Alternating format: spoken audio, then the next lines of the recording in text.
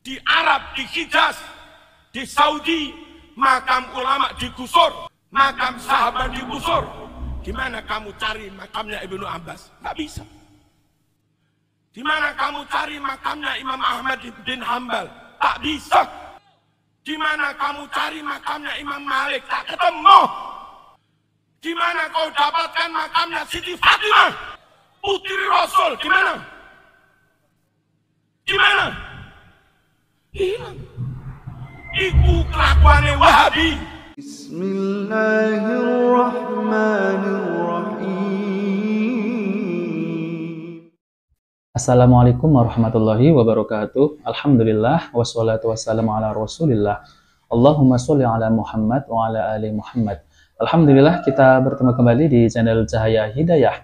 Nah, teman-teman semuanya, jadi di video kali ini saya akan mengomentari yaitu tentang Kiai Marzuki yang tidak setuju dengan kerajaan Arab Saudi. Karena kerajaan Arab Saudi dahulu ya, setelah berdirinya kerajaan Saudi ya, itu pernah melakukan merobohkan makam. Dan Kiai Marzuki mengatakan bahwa ajaran Wahabi ini telah merosakkan makam Ahlul Bait. Kemudian merosakkan makam para sahabat. Dan Ustadz Marzuki ini mengatakan di mana makam Utsman dan di mana makam Fatimah. Nah, teman-teman semuanya, mari kita simak videonya. Allahumma shalli ala sayyidina Muhammad. Merdeka, merdeka. Saudara, bersama NU, bersama ulama-ulama Nusantara di negeri ini makam aulia dijaga, makam ulama dijaga, dirawat. Di Arab, di Hijaz, di Saudi, makam ulama digusur, makam sahabat digusur. Di mana kamu cari makamnya Ibnu Abbas? Nggak bisa. Di mana kamu cari makamnya Imam Ahmad bin Hambal? Tak bisa. Halo? Di mana kamu cari makamnya Imam Malik? Tak ketemu. Di mana kau dapatkan makamnya Siti Fatimah? Halo? Putri Rasul, di mana? Di mana? Hilang. Iku kelakuannya Wahabi. Di Jember mulai banyak Wahabi. Orang Jember sebagian mau.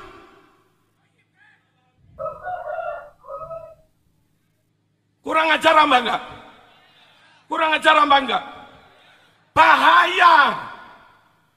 Di Arab mereka menggusur makam ulama, menggusur makam syuhada, menggusur makam aulia, bahkan makam keluarga Rasul sallallahu alaihi wasallam, menggusur keluarga Ahlul Bait. Di negeri Indonesia inilah makam aulia, makam Ahlul Bait, makam masyayikh, makam habaib dijaga, dirawat, ya bangga, dibangun, didanai pemerintah, diziarahi, ditawasuli, ditabaruki, hatta meskipun itu di Bali, makam wali itu tetap dihormati. Karenanya, kalau tetap ingin berkomitmen jaga ulama, jaga aulia, jaga masyayikh, jaga habaib, pastikan NKRI harga mati. Siap? Jangan mau merubah-rubah negara. Meskipun kelihatannya kayak negara Islam. Khilafah. Gak mekur khilafah, Mas. Khilafah. Nah, oke, teman-teman semuanya, kita sudah mendengarkan sendiri ya, yaitu Kiai Marzuki ini marah dengan kerajaan Arab Saudi ya, yang merobohkan ataupun menggusur makam para sahabat, kemudian makam Ahlul Bait. Nah, oke teman-teman semuanya, jadi meratakan kubah ataupun meratakan kuburan yang dibangun kijing ataupun dibangun menyemen, itu memang ada larangan dari Nabi Shallallahu Alaihi Wasallam ya. Dan Nabi SAW itu pernah menyuruh sahabat Ali untuk meratakan kuburan, ya. Nah, oke, teman-teman semuanya. Jadi pembahasan ini saya akan tampilkan video dari Ustadz Abu Naufal. Nah, oke, teman-teman semuanya, mari kita simak videonya. Bismillahirrahmanirrahim. Ini adalah perkuburan Baqi yang sudah ada dari zaman Rasulullah SAW. Jadi di kuburan ini ada beberapa makam, ya, makamnya Aisyah, makamnya Utsman, dan juga makamnya Imam Malik. Cuman yang uniknya di Baqi ini nggak ada tulisan-tulisan apa-apa, nggak ada tulisan, nggak ada semen. Padahal di sini banyak yang meninggal orang-orang yang bisa membangun apa saja sebenarnya di kuburannya. Cuman terkadang mindsetnya masyarakat kita di Indonesia, kalau nggak membangun kuburan, nggak pakai semen, ini nggak memuliakan orang yang meninggal. Jadi ibarat seperti kuburannya hewan, ya. Padahal demikian yang dicontohkan oleh Nabi kita Muhammad SAW.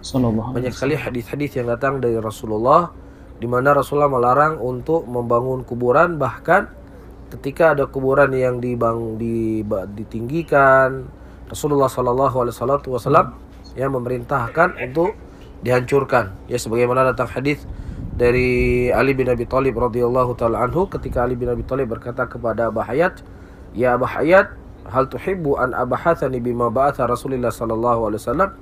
Ya Abu Hayat, maukah aku utus dengan apa yang Rasulullah pernah mengutusku? Tidak ada kuburan yang ditinggikan kecuali diratakan dengan tanah. Jadi inilah sunnah dari sunnah Rasulullah. Dan juga Rasulullah melarang untuk menulis-nulis di kuburan. Rasulullah juga melarang untuk menyemen kuburan, ya, mengecat kuburan. Datang hadis dari Nabi dalam masalah ini. Cuman karena kebanyakan manusia hari ini beragama dengan cara taklid, jadi bukan lagi mengedepankan dalil, tetapi melihat kondisi dan keadaan bagaimana kuburan kami, ya begitulah kuburan yang benar. Ya, padahal ini sesuatu yang jelas terlarang dari Nabi, dan ini bukti sebagai tanda bagaimana kuburan yang ada di kota Nabi SAW, ya, tidaklah kondisi kecuali seperti yang kita lihat hari ini. Nah, teman-teman semuanya, kita sudah mendengarkan, ya, penjelasan dari Ustadz Haris Abu Naufal, yaitu tentang kuburan Baqi. Kuburan sahabat Nabi itu masih ada di Baqi, ya. Akan tapi itu kemungkinan dirahasiakan, ya. Dan di situ kan kuburan sahabat itu sama dengan kuburan yang lain, ya. Bukan bermaksud ini merendahkan kuburan sahabat Nabi, ya. Akan tetapi sunnahnya itu kan kuburan, ya, tidak dibangun megah, ya, seperti yang ada di Indonesia kemudian ditulisi. Maka dari itu kuburan sahabat Nabi itu sulit untuk diketahui. Nah, kemungkinan dirahasiakan, ya, teman-teman, ya. Nah, itulah yang mengikuti sunnah Nabi, ya, yaitu tidak menyemen, ya, tidak meninggalkan kuburan. Dan Nabi SAW juga menyuruh sahabat Ali untuk meratakan kuburan. Nah, oke, teman-teman semuanya, ya. Jadi yang pertama saya akan membahas tentang hukum meratakan kuburan dengan tanah, ya. Ketahuilah, hukum meratakan kuburan itu bukan dari ajaran Wahabi atau Salafi, melainkan itu adalah ajaran dari Nabi SAW.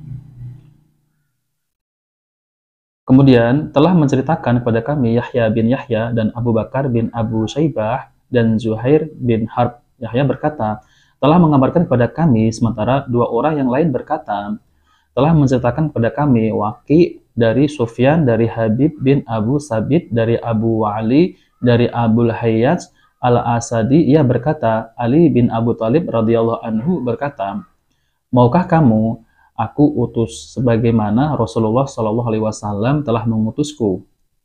Hendaklah kamu jangan meninggalkan patung-patung kecuali kamu hancurkan, dan jangan lupa kamu meninggalkan kuburan yang tinggi kecuali kamu ratakan. Hadis riwayat Muslim nomor 1609. Kemudian hadis yang lain, ya, telah menceritakan kepada kami Abdullah telah menceritakan kepadaku Ubaidullah bin Umar Al-Qawariri telah menceritakan kepada kami As-Sakan bin Ibrahim telah menceritakan kepada kami Al-Ashad bin Syawar dari Ibnu Asyawa, Hari Hanas Al-Kinani dari Ali bin Abi Thalib radhiyallahu anhu bahwa dia mengutus seorang petugas keamanannya, kemudian bertanya, apakah kamu tahu untuk apa saya mengutusmu? Yaitu sebagaimana Rasulullah SAW telah mengutusku. agar aku menghancurkan semua gambar dan meratakan setiap kuburan. Hadis riwayat Ahmad nomor 1217.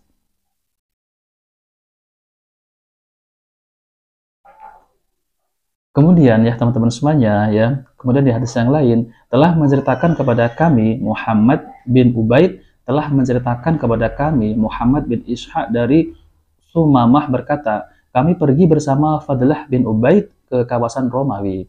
Ia adalah bawahan Muawiyah untuk tugas peperangan dan saudara sepupu kami terbunuh. Fadalalah mensolatinya, lalu ia berdiri di atas liang hingga ia menutupinya dengan tanah.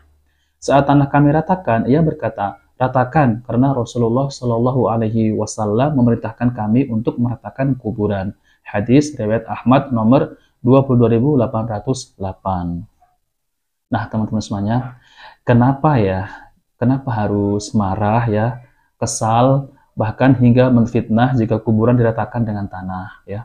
Seperti yang Ustadz Marzuki tadi ya, Kiai Marzuki itu kenapa harus marah ya tentang kuburan yang ada di Baki sana itu ya diratakan oleh Arab Saudi, karena Arab Saudi ini ya berpijak kepada Al-Quran dan As-Sunnah. Jadi kerajaan Arab Saudi itu memerintahkan apa yang telah Rasulullah SAW perintahkan di dalam hadis, yaitu untuk meratakan kuburan ya, tidak boleh dibangun semen ataupun dibangun kubah di atasnya ya. Kemungkinan ada dua alasan ya kenapa marah tentang hal itu. Yang pertama, mungkin kuburan sebagai tempat ibadah ya, untuk meminta dan memohon pertolongan kepada mayit agar mayit itu mendatangkan manfaat. Itu yang pertama. Dan yang kedua ya, menjadikan kuburan sebagai objek untuk mencari uang. Biasanya membayar tarif terlebih dahulu untuk memohon dan meminta kepada mayit. Atau setelah memohon hingga membuat jasa travel untuk ritual kunjungan ke kuburan wali dan syekh. Nah, oke teman-teman semuanya, jika video ini bermanfaat, jangan lupa like dan subscribe di channel Cahaya Hidayah. Wabillahi taufiq wal hidayah. Wassalamualaikum warahmatullahi wabarakatuh.